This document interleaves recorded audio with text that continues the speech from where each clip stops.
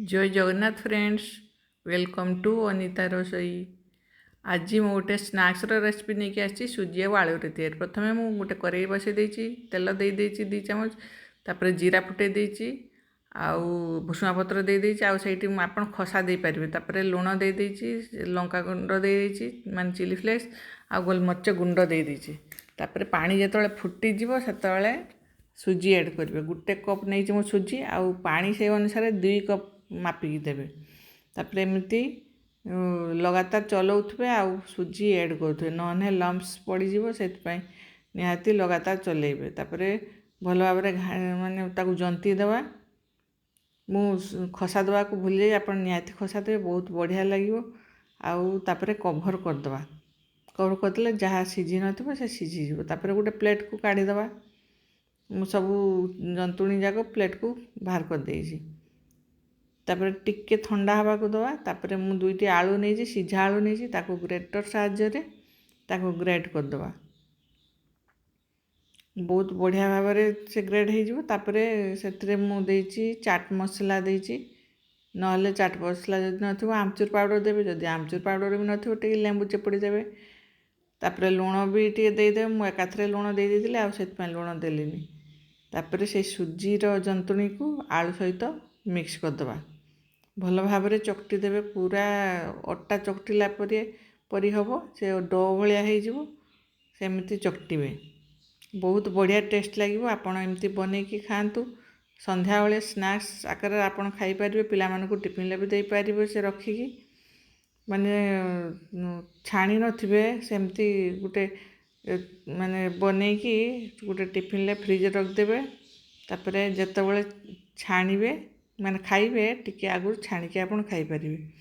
देखो डो हो एमती रोल कर देइछि अल्प काढ़ी आ टिके मैदा ताकू छिंची देबे, नले चिट्टी जीवो माने चिपकी जीवो।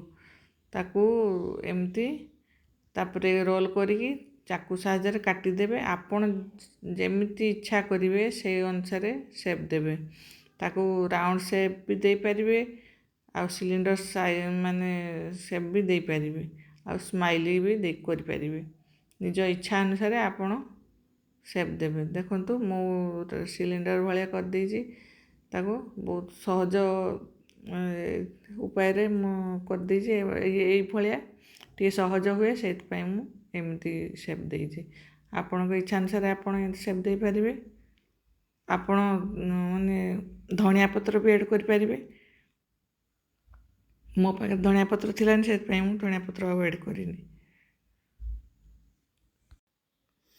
देखंतु मु सबतक एमती बनई देइछि, गोटे प्लेट रे रखी देइछि। सब एकाथरे बनई देबे, तापर छाणीबे। तापर तेल गरम कर देइछि, तापर मु छाणी देइछि। हाई हीट रे छाणीबे, पूरा फ्लेम बेसी माने टिके थिबो सेतेबेले छाणीबे, नहले तेल पीजिवो, जमा भी भल हबनी। और जदि मो रेसिपी आपण मानकु भल लागुताय ताले मो चैनल को लाइक करिवे, शेयर करिवे और सब्सक्राइब करिवे जमा भी भूलिबेनी। आ कमेंट निहाती जणेबे आपण बनईकि खाइले कि नहीं। बहुत बढ़िया लगे। आप एमती भी बनईकि से रखिपारे। जितेबाला पिलामानकु टिफिन देवे से छाणिकी पिलामानकु टिफिन दे पारे। आउ बहुत क्रिस्पी सुजी रे जेहेतु तैयारी से बहुत क्रिस्पी लगे। बनईकि थरे देखंतु आ कमेंट निहाती भाव जनातु। नेक्स्ट जहाँ थी मुझे भी छाणी देइछि। देखंतु केते बढ़िया देखा ना, लाल देखा। सॉस सहित खाई पारिबे, ग्रीन चटनी सहित खाई पारिबे, आउ एमती मध्य खाई पारिबे। बहुत बढ़िया लागिवो।